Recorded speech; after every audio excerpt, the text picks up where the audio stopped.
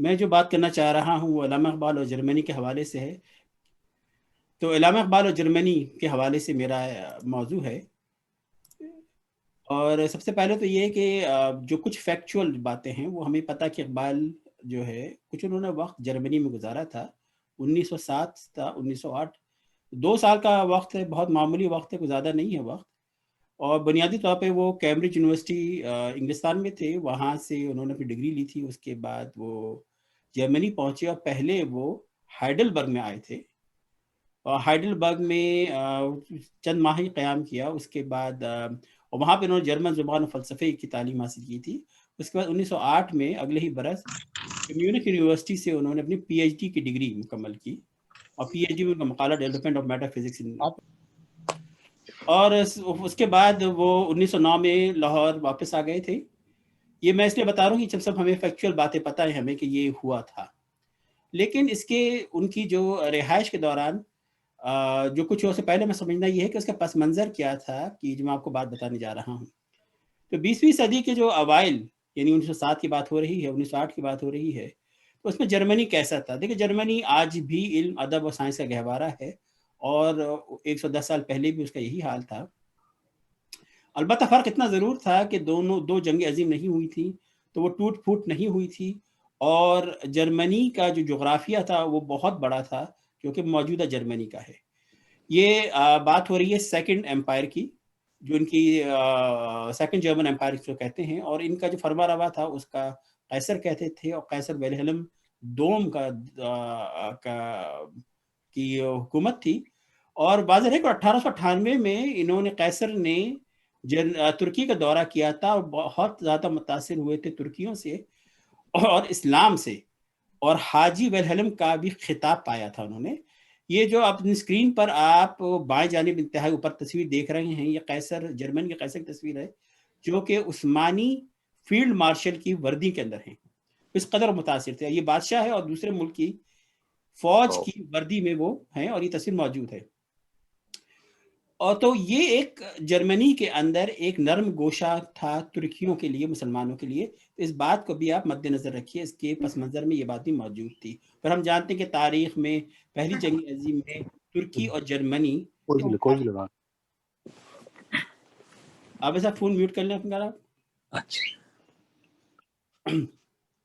لیکن یہ صرف کافی نہیں تھا، اس میں ایک اور چیز بات یاد رکھنی ضروری ہے کہ جرمنی پہنچنے سے پہلے جو جرمن افکار تھے وہ اس سے اقبال آگاہ تھے. خاص طور پہ ایک مستشرق تھے جرمن نژاد آسٹرین الوئز اسپرنگر، ان سے ان کے اقبال شدید ناقد تھے.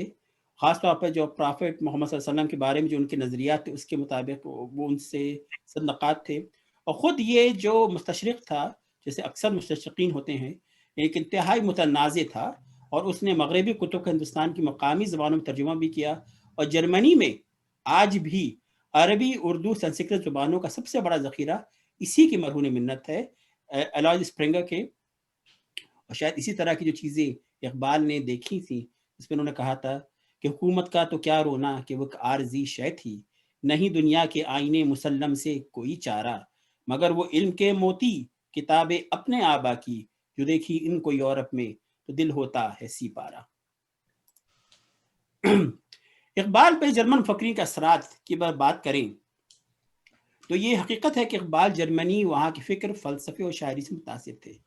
یہ بات ان کی تحریروں میں، ان کے شاعروں میں، شاعری میں، خطوط میں، اور ان کے ان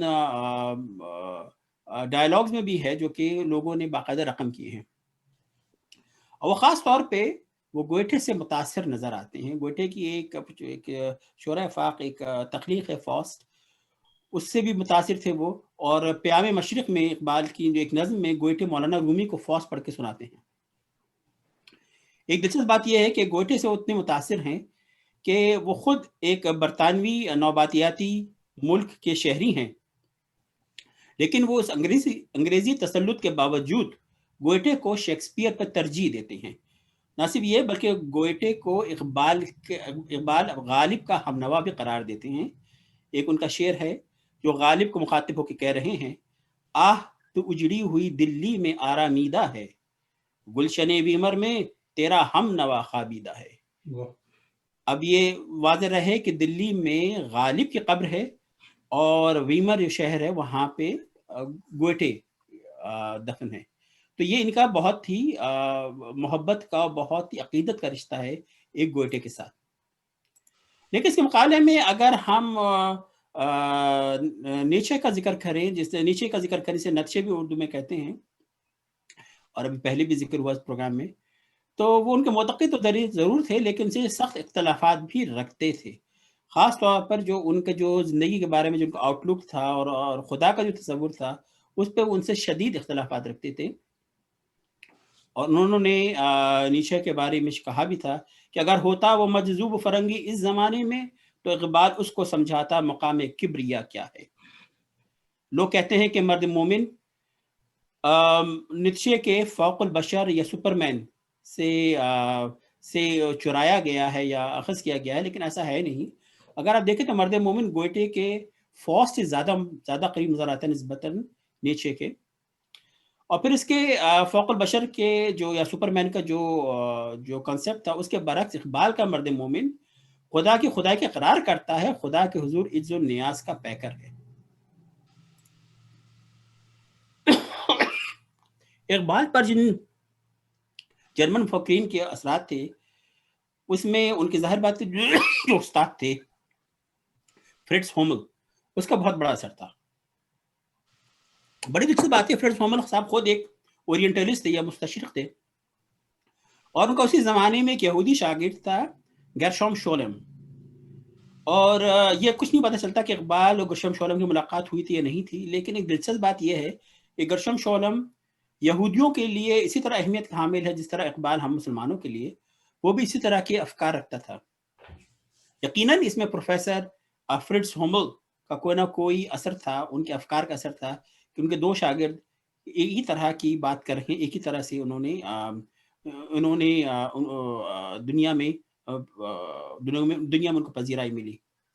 دوسرے جو ان کے مفکرین جن پہ سے متاثر تھے وہ اپنے استانی ایما ویگناس سے تھے، جن سے وہ نہ صرف ایک جرمن زبان سیکھتے تھے بلکہ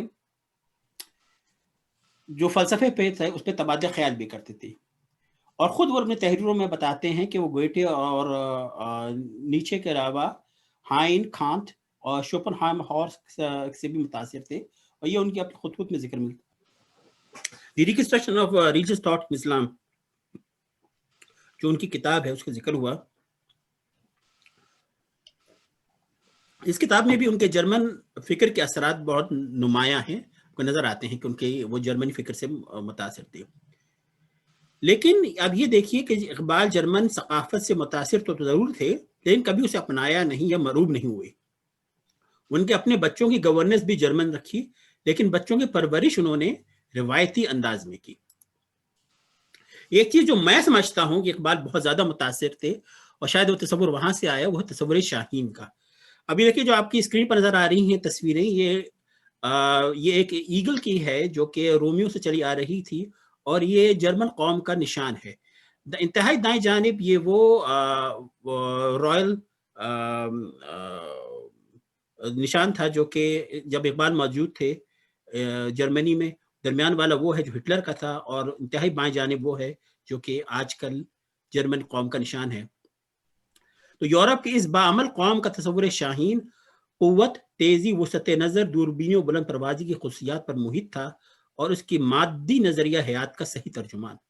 لیکن جب اقبال نے اسے اپنایا تو اس کے مشرقی روحانیت اس کی تخلیق پر غالب آ گئی، اور اس نے شاہین کو خصوصیات مذکورہ کے علاوہ درویشی، قلندری، خودداری اور بے نیازی کی اعلیٰ صفات سے بھی مزین کیا اور اپنے قوم کے نوجوان کے سامنے اسے زندگی کا بہترین نمونہ بنا کر پیش کیا. تو میں سمجھتا ہوں سب سے زیادہ اگر وہ متاثر تھے جس سے تو وہ ان کا تصور شاہین تھا. یہاں پر ایک اور بہت دلچسپ اورینٹلسٹ ان کو میں نے خود سنا ہے پاکستان ٹیلی ویژن پہ 1980 کی دہائی میں آتی تھی، این میری شمل، اور یہ بہت معروف محقق اور مستشرق تھیں، جرمن نژاد، اور ان کا اقبال سے بہت ہی عقیدت اور کا رشتہ تھا. انہوں نے اقبال کے کلام کا ترجمہ بھی کیا، ان کے فکر پہ تحقیق بھی کی، اور ان کے اقبال پر مغربی اور مشرقی اثرات کی پہ کافی انہوں نے لکھا اور کافی بولا. این شمل کے خیال میں اقبال جرمن اور مسلمان فلسفیوں کے کاموں کا موازنہ کر کے اپنی تشریح پیش کرتے ہیں. مطلب یہ کہ کسی ایک سے متاثر نہیں ہے، وہ ہر ایک سے لیتے ہیں اور پھر اس کو اپنے پھر وہ اپنے جو عدسے سے، اپنی نگاہ سے جو ان کو نظر آتا ہے، اپنے زاویے سے وہ پیش کرتے ہیں اور اس میں اوریجنلٹی آتی ہے.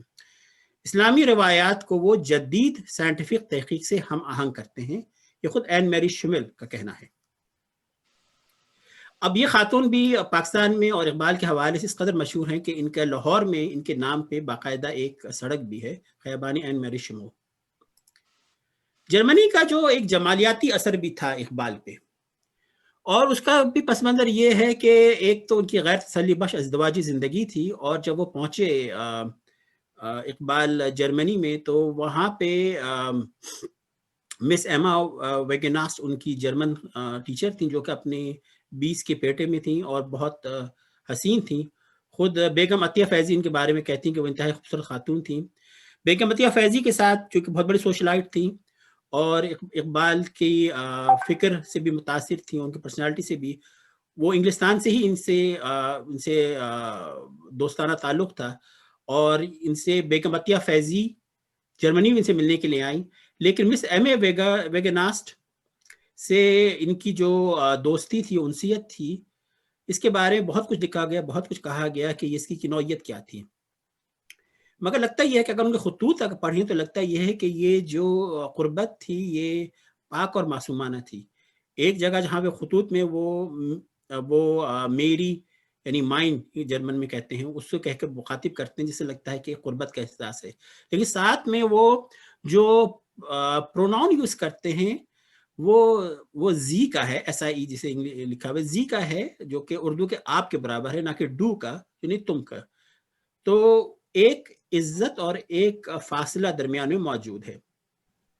لیکن یہ ضرور ہے کہ وہ ان سے متاثر ضرور تھے، اور وہ جو کمی جو ان کو گھر پہ نہیں ملی تھی، وہ ایک لگتا تھا کہ وہ کمی ان کو جرمنی میں مل گئی ہے. دوسری اس کی بات یہ بھی تھی کہ وہ ایک ہائیڈلبرگ ایک انتہائی خوبصورت شہر ہے، وہاں موجود تھے. ان کی نظم ایک شام دریائے نیکر کے کنارے موجود ہے، وہ بہت ہی خوبصورت نظم ہے. مکتوب اقبال جو انہوں نے لکھے ہیں کچھ جو خطوط ایما وینگسٹ کو، اس میں کچھ 2 اقتباس سن لیجیے. اس میں ایک جگہ لکھتے ہیں کہ میرا جسم یہاں ہے لیکن میری سوچیں جرمنی میں ہے. یہ اقبال لکھ رہے ہیں، ہندوستان میں موجود نے لکھ رہے ہیں میرا جسم یہاں ہے لیکن میری سوچیں جرمنی میں ہے. دوسری بات لکھتے ہیں کہ جرمنی میری روح کا دوسرا گھر تھا، میں نے اس ملک میں بہت سیکھا اور بہت تفکر کیا، گوئٹے کی سرزمین نے میرے دل میں ابدی گھر بنا دیا ہے. پھر یہ بی بی سی اردو کی ویب سائٹ پر اس حوالے سے بہت دلچسپ لکھا ہے کہ ایما سے اقبال کی ملاقات دریائے نیکر کے کنارے واقع سرسبز و شاداب مناظر سے مالا مال قصبے ہائیڈلبرگ میں ہوئی تھی. ایک تو ماحول رومان پرور، اوپر سے اقبال بھرپور جوانی کے عالم میں، اور پھر حسین و جمیل ایما. حیرت کی بات یہ نہیں کہ ایک ہندوستانی شاعر کا دل ان پر آ گیا، نہ آتا تو حیرت ہوتی.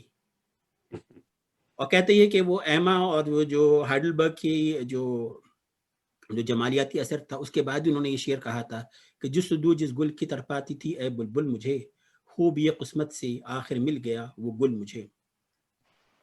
دیکھیے یہاں پہ جو جرمنی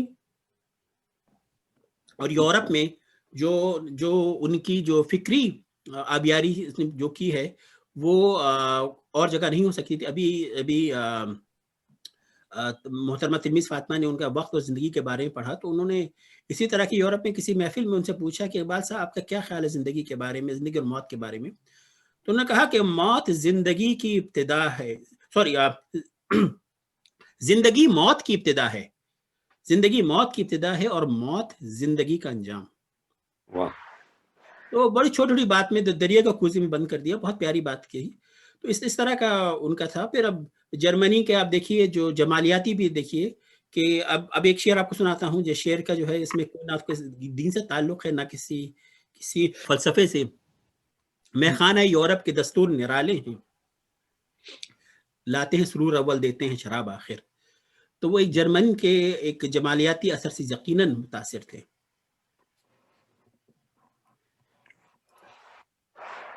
اچھا، اور جرمنی میں اقبال کے نقوش پہ بات کریں تو ان پہ ہائیڈلبرگ میں جو ان کی رہائش تھی اس کو قومی ورثے کی حیثیت حاصل ہے، یہ جرمن حکومت کی طرف سے ہے.